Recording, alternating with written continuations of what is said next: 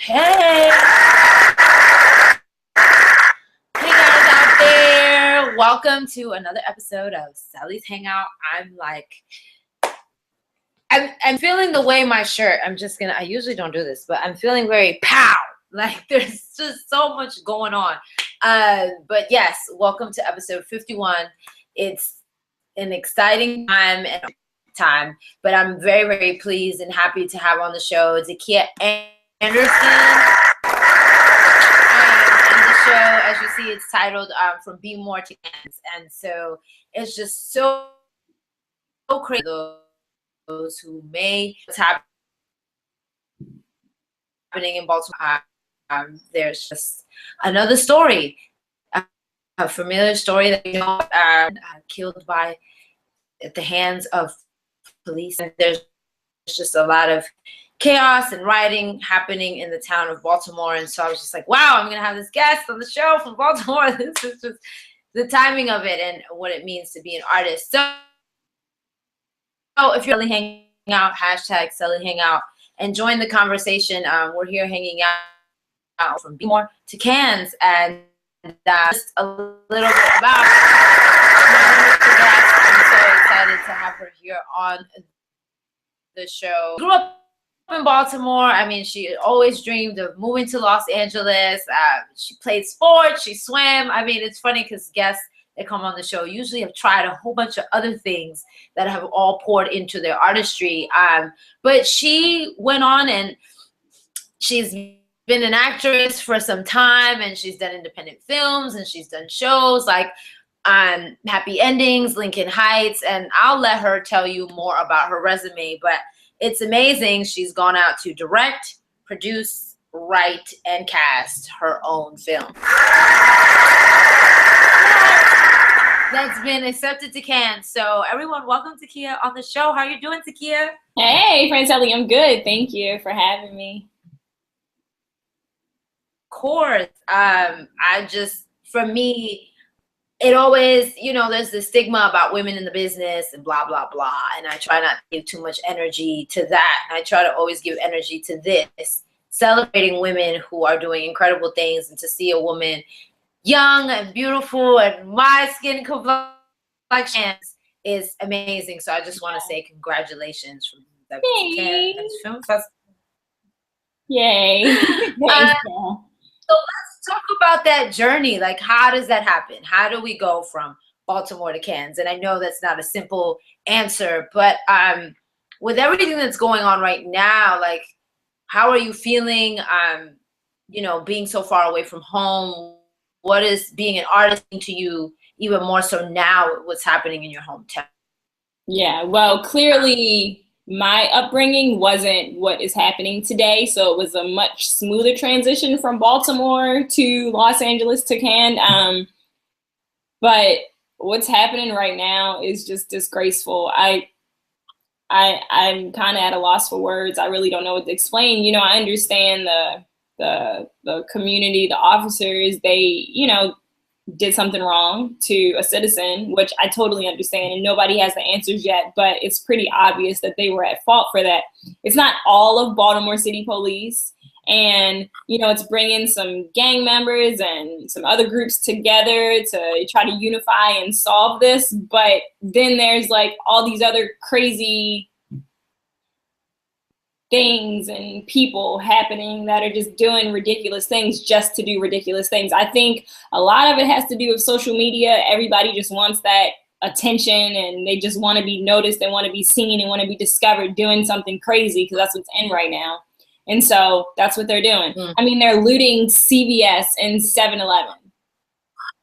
That really doesn't do anything for any wrongdoing that was done to anybody in Baltimore City. So I don't know. I'm kind of disgusted at some of the people's actions, but I understand why people are upset. That's kind of all I really have to say on it. I don't know. But more so what I was thinking along the lines of, a lot of times I feel as artists, we have sort of a social responsibility to be the voice of the voiceless. I believe that as artists, it's a powerful medium to create film, to create art that then now can go on to the entire world and can help shape the views. I mean, it's clear what's happening right now in the media, these reporters, and how much media and propaganda can help shape the way people think about a whole group of people. And so I just feel like, as someone who's now decided to create their own art, how does one's experience and coming from where you come from, does that influence you at all as an artist in the stuff that you're writing, the roles that you're choosing? How does that affect your journey as an artist coming from a place like Baltimore City? Yeah, absolutely. And to repeat what you said, it's kind of having a voice for the voiceless. Funny, my short film that I wrote and directed and produced last year is about anti-bullying. It's about a girl in high school that's bullied, kind of what happened in Baltimore. But she wants to fit in. She falls upon peer pressure and she tries drugs to fit in, all to find out it's not what she expected for it to be. So it's kind of like it goes hand in hand with what's happening in Baltimore right now. No, I don't have any personal experience with drug use, but being in Los Angeles, that's kind of like big here. A lot of teens using drugs in high school, and they hide it or they do it just to fit in. So they're bullied to do things they don't want to do. It's the same thing with the cops. They bullied this kid, and now look at what's happening. And there's an uproar. There's craziness happening in Baltimore. It's ridiculous right now. So I think it is. It's a way to, like you said, exactly like you said, to make a voice for the voiceless and to just give insight to what's happening that a lot of people don't know about. And the media will put out how they want it to be, acknowledged or how they want it to be seen. So, yeah. I mean, for those who missed it, Passing Period is the name of your film. Yes. And, yeah, I mean, we're talking about specifically a young woman's journey, but I think that it's universal. Men and women go through, not just at a young age, but I think even the transition, as you talked about, artists who come from small towns and move to a big place like Los Angeles. And I think that sometimes it can become the city of Los Angeles. People get lost here and they get sucked up. I talked about it in my last episode, my vlog episode, about, being grounded and having a true foundation here, because if you don't, you'll get swept up in the parties, the drugs, a certain lifestyle. So how important was it for you to really transition here and have that? Like, what was the transition like once you came to LA? Was it difficult to transition? Like you said, you don't have any experience with drug use, but is that something that you saw a lot of? Like, what helped inspire this movie? Like, did you just wake up and say, I'm gonna write a film about drug use? Thankfully, I went to college. I was at one of the #1 partying schools in the country. I didn't really partake in anything. There were kegs everywhere around campus. I wasn't big into drinking, so it wasn't like a thing that I kind of came to LA expecting to go do or partying or anything. So thankfully, I was able to avoid that. And I've been here long enough now that I'm just over the whole Hollywood partying scene for the most part. But my degree is in psychology with an emphasis in forensics. So having a degree in psychology and finding a job out here, I started working with kids. I was initially working with kids with autism, and then I got involved in working with kids in a rehab center, teenagers in a rehab center with drug and alcohol addiction. And being around these people, it just showed me so much of what people deal with here. It's such a different world on the West Coast than it is on the East Coast when it comes to drugs and alcohol. I guess it is, or it was, I guess. But yeah, so that was really inspiring, just being around these teenagers and hearing their stories and listening to them speak about what their lives have been like and what's it like growing up, the way that they grew up and experiences that they've had. And so I figured these teenagers are in rehab center. Nobody will ever hear their stories. Nobody, you know what I mean? Their stories are just going to be stories that they take with them through their lives, but why not write about it so people become aware? And, and a lot of parents, I screened it in Hollywood at the Chinese Theater last year, and some parents came to me and said that their teenagers in high schools are going through the same things, which was really touching to me, because I made it there was some comedy in it, but it was more so, you know, I made it as like an awareness project, something that I felt passionate about that needed to have a voice for, because a lot of people don't know that that's what teenagers go through in high school. They're bullied to try drugs and they do it, and then that's it. They just do it and nothing comes from it. I also wanted to touch upon what I think is interesting when artists usually make the shift from being in front of the camera to behind the camera. It's usually because, hey, I want to write something where I'm in it and I'm going to promote myself or star myself in a way because I'm not going to wait for the work. Mm-hmm. Who decided to write, produce, direct, and completely cast a film where it's not about you, you're not in it, and then you cast it with a white cast, not all white, but in terms of you didn't make it a Black project. So why did you decide to go that route? You completely engulfed yourself in saying, I'm going to be a filmmaker, not just, like I said before, oh, make this film. For me, you really made the film for the sake of this story. And I think that's really, really big. And I love that. But also, have you gotten any flack for it? Like, girl, where the Black folks at? I actually had a supporting role in it, and it was a nice diverse cast for the most part. It was a 6 minute, 7-second film, so it wasn't so much happening. There were just different stories that were intertwined throughout the short film. I do want to write to provide more opportunities for like myself, which is what my next films or my next short film, feature film, and if I do my web series will consist of. But this, I wanted to get experience. I learned so much about cameras, lighting, sound, and the whole casting process. And I got to see myself on the other side of the casting table, you know what I'm saying? So it was just such an amazing learning experience for me. Like, I would totally do it again. And yes, it was important for me to get the story out, but it was a little low budget short film. I did it all myself. So it was just a matter of me getting it done, making sure it looked good, making sure my actors were great, and making sure the sound was on point, to key. So the cast just kind of happened that way. There was no preference, so to say. It was just most of the actors that auditioned were just other ethnicities. So why not rock with it? It actually worked out. So, and you know what? Also, honestly, when you think of a drug story, you don't really think of African Americans so much. So I wanted to make this more real. So real, I got the looks that I wanted for the actors to look like they were, trying drugs or, bullies or whatever the case was. So, I mean, it worked out. There was no I needed to be white. I needed not to be Black. I need this Black person. It was just, they just fit in, so yeah. Open casting, which perfect world is what we hope most projects would be about, just being open. And it's happening. We're seeing that. And I think I want everyone out there, if you're just joining the Celi Hangout, tweet us at Celihangout or hashtag. Shout outs to folks who are retweeting us. I'm seeing you guys on, I'm getting the alerts. But what I was thinking about is, how did the process happen? I mean, you got accepted to CANNES. I'm going to share with everyone for you to support Takia to get to CANNES, because of course, I mean, you don't get there by teleporting. There's lots of money that goes into it. So for folks who don't know about the process of CANNES, walk us through, what was the application process like? When did you hear back? How long?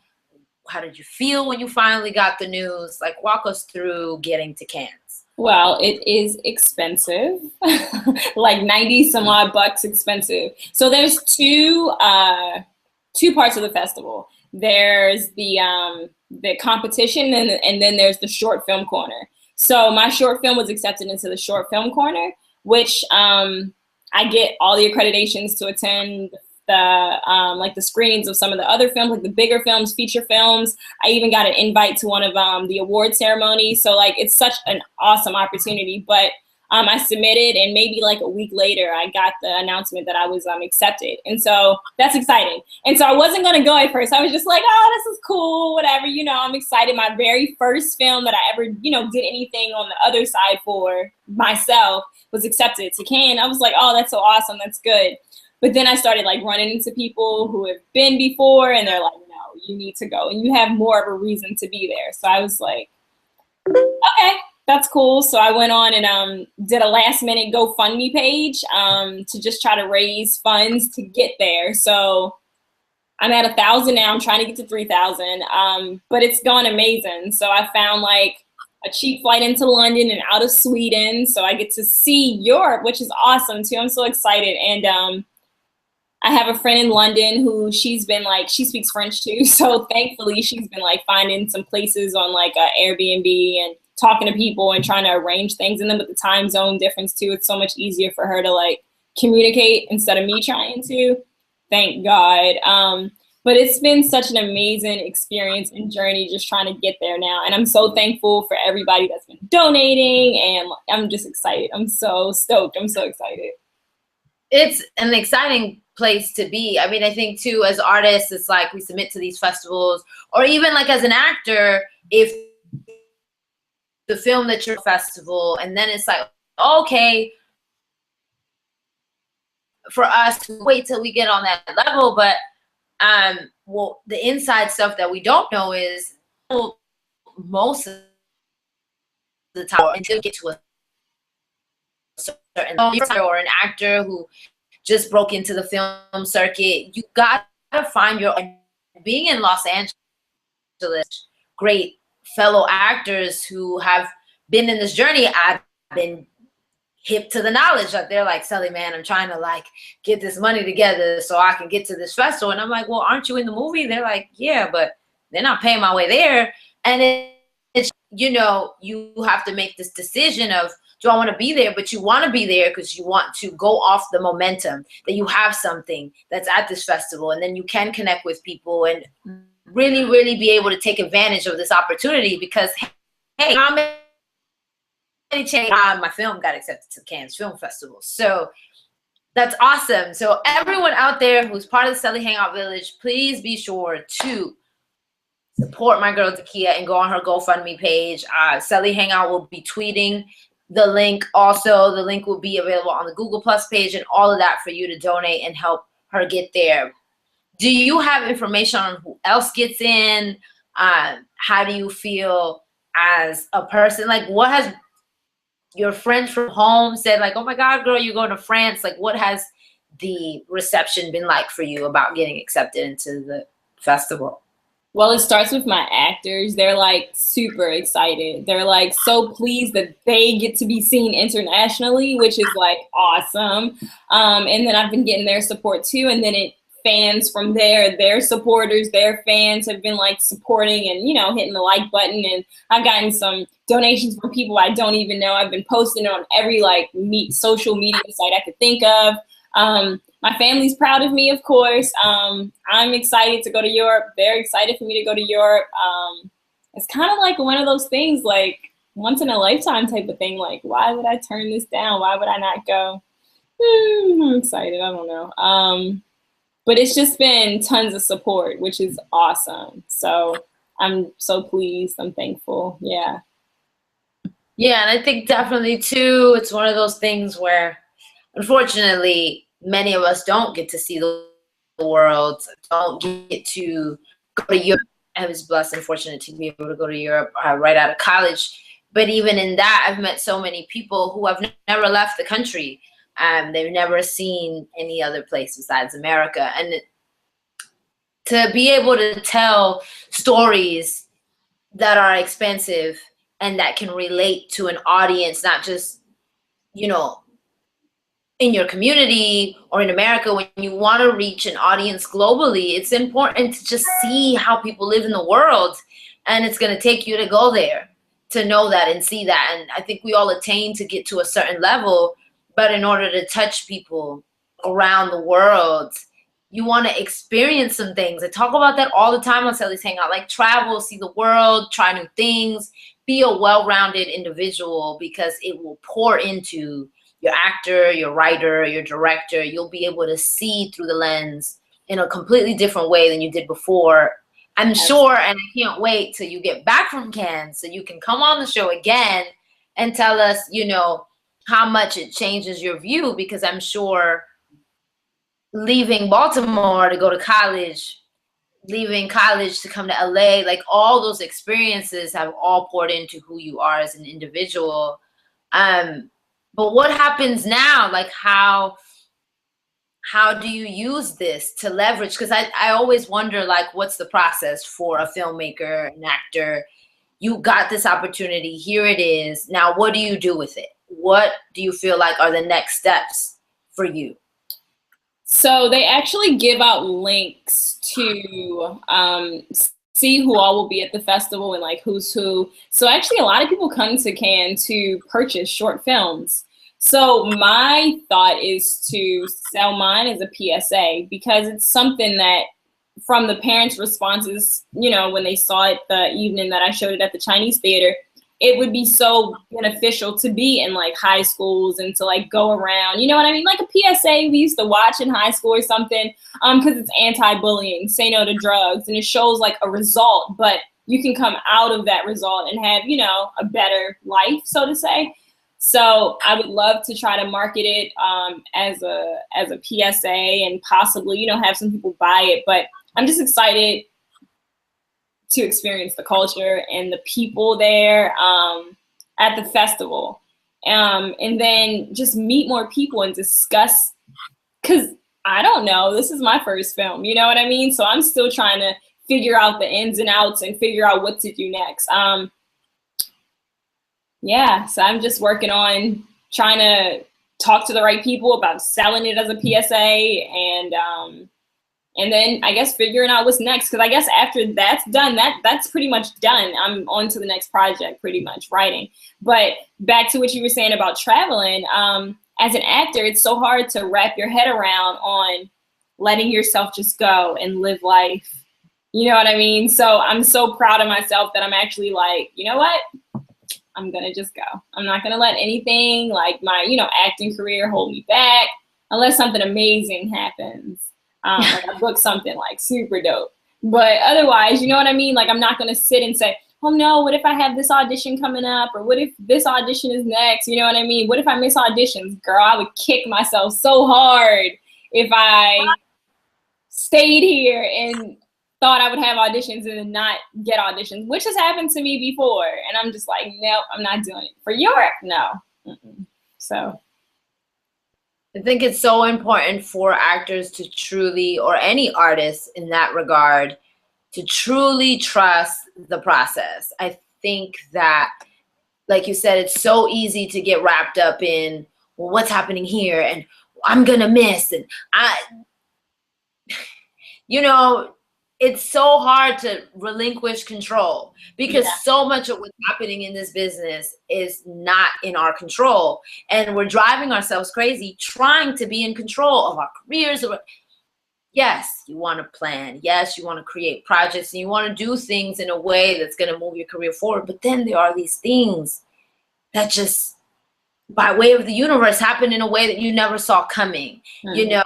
And so opportunities and doors will happen, but if you don't have the courage to walk through them, who knows what coulda, woulda, shoulda happened. And the worst thing is to live life with the woulda, coulda, shouldas. And so I'm so proud of you for taking this leap and going out there and doing your thing. Guys, at Celihangout, if you're not part of the movement, part of the village, follow us. I tweeted the campaign, gofundme.com/help get me to Cannes. It's not that hard to spell. It's not, but if you need some help spelling it, it's on our Twitter page. But make sure you, even if it's $1, $5, whatever, a little bit makes a difference. And I always talk about the importance of pouring into other people's journeys and their careers, because it comes right back. You know, you just don't know how helping someone else get to their dreams, how somewhere along the lines it'll come back to help you move forward. So yeah, I mean, help Takia get to Cannes, guys. Follow the Celi Hangout movement. If you're not already on our YouTube page, subscribe. Celi Hangout, youtube.com/Celi Hangout. Dakia, how can people follow your journey?